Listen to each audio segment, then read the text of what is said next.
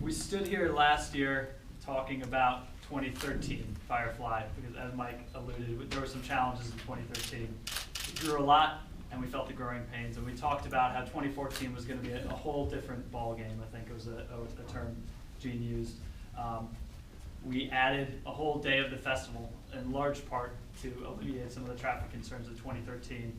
We added a Wednesday loading option to get people to spread our loading from 3 days to 1 day, or other way around, from 1 day to 3 days. And I'm happy to report, I think it was a resounding success. A lot of the initiatives we put into place, it really was a whole different ballgame last year, and we're really pleased collectively with the results we had. So I think 2015 is taking a successful 2014 plan and making incremental improvements and really drawing on what we did well and improving a few things that we noticed from last year.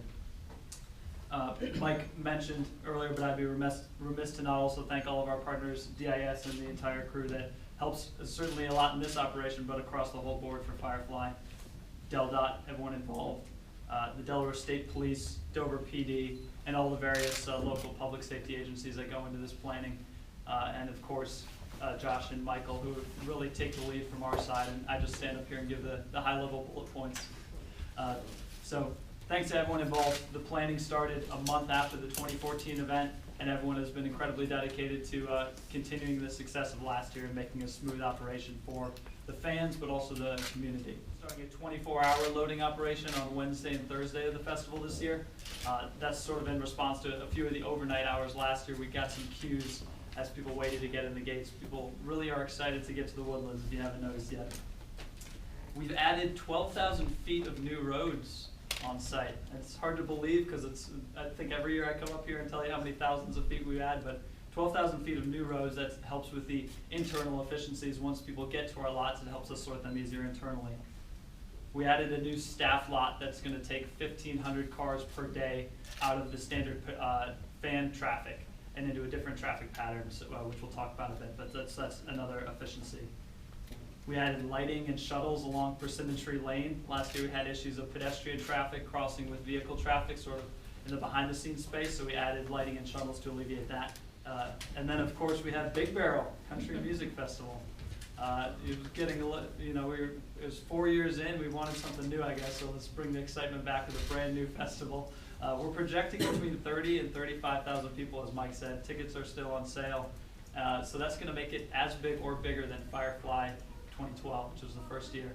So if you remember the anticipation and the feelings of there might be something big on our hands with Firefly, we feel the same way about Big Barrel Country Festival. And it's exciting to think about what might become of this event. And it's exciting to come into this event with what will be 4 years of loading Firefly, and we'll draw from that expertise from Big Barrel. Thank you, Greg. Thank you very much. Very exciting times with these two music festivals. When I took over as Secretary of Department of Transportation, I'm like, yay, Firefly. And then I heard about Big Barrel, and I'm like, that's awesome too. And they're like, it's the weekend after Firefly. But we can do it. We absolutely can do it. And I do want to thank Greg and Mike for being here. I mean, this really has been a partnership. It will not work without that. And to both of their credits, they don't have to put this level of energy into pre-planning for these types of events. But they care about this community, and they care about their festival goers and the people that live in the surrounding community. So thank you very much for your pre-planning. As everybody knows, there's tens of thousands of people who live and work in Dover, and then even tens of thousands or more that commute through Dover. So we want to make this as seamless as possible. And to be honest, we've learned a lot every single year. And I kind of refer to this now as NASCAR. We're getting to the point where we can do this with our eyes closed. Big Barrel is going to be a whole new challenge for us the following weekend, but we're looking forward to that, and we think we've got a really great plan in place. And now I actually want to do a call to action to our friends in the media. We do a great job using our social media, Red Frog's social media, but we actually want to count on you as well to help us get the information out to not just festival goers on their way in, but as they're at the festival and as they are departing the festival. So we're hoping that you guys can lend us a hand with making sure that we get as much information out to those festival goers as possible. So looking forward to your help on that. Thank you. First, I'd like to start off with how we manage these events. We have, as a department, since 1999, been building a transportation management program and system. We have a variety of technology that monitors our transportation system, our multimodal transportation system every day. And that technology continues to expand. That really helps us managing these types of events. We have a 24-hour transportation management center located along Route 1 near Smyrna. That's where I stay in these events, so nobody can get at me, but that's where I stay because I see more there than if I was down here. We have so much technology and other information coming in. So the TMC manages statewide. At the facility, we have a command post, a joint operations center, that all of the police and fire and DelDOT and others are inside of that facility, which is directly connected to the TMC. And so we're in constant contact with each other and how we're going to manage these events.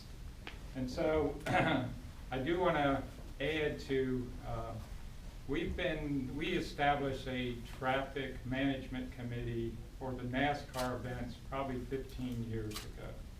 And we meet on a monthly basis, as everyone said, to discuss, well, the last race, but then plan the future. And then our friends from Red Frog came along and Firefly was added. So that team, as everybody said, is made up of Dover International Speedway representatives, Delaware State Police, Dover Police, and Red Frog now is our member along with DelDOT. So major events. Where are the delays? Where's the parking issues? All of those kinds of things will be real time. So let me just walk through what's going to happen here. And I'll start with Firefly. Our analysis, working with everybody, is a majority of the traffic, about 70% of the traffic attending these events comes from the north. And so for Firefly, the event area is right here, Firefly Festival area. The Lot 18 is the popular site for Firefly. That's where the premier RV and camping and so forth will be. My big push is check the routes before you go. Make sure, listen to the radio. We're putting it out real time. If there's something happening, you're going to know about it. And but I normally for Firefly and Big Barrel beach traffic should be. We really work during the race to make sure they know when the race is going to end and be out of the beaches either by X time or after X time, and we put that in for them. If we sense anything, I want to say, it will go out and we will be pushing it everywhere. And that's why we rely on you. As you get our information, you keep pushing it out because you have more listeners than I do, I guarantee you. Just the approach. We have all these cameras. That's the biggest hit we have. A real quick example, when Sandy came through, our normal hits are like 4,000, 5,000 users on the camera page. That was 135,000 users looking at cameras when Sandy hit at the peak. We've already got, from Memorial Weekend, it has dramatically peaked for those travel days. So we have beefed up and continue to beef up our technology so that, and the boss has to hear me, you got to size it for the big event. So when it does happen, like the big rainstorm come, we can still get information out, and we are doing that. Sign up for Facebook and Twitter, and we're sending it out. I'm going to give you a hint. That app was built so I and my staff, Jim Platcher and others, could watch anything going on and manage situations because it's in the palm of my hand. There is more information on our app than is normally on a transportation app. And it's there so Gene and his staff can see what's going on, which means you get to look over my shoulder of what we're looking at.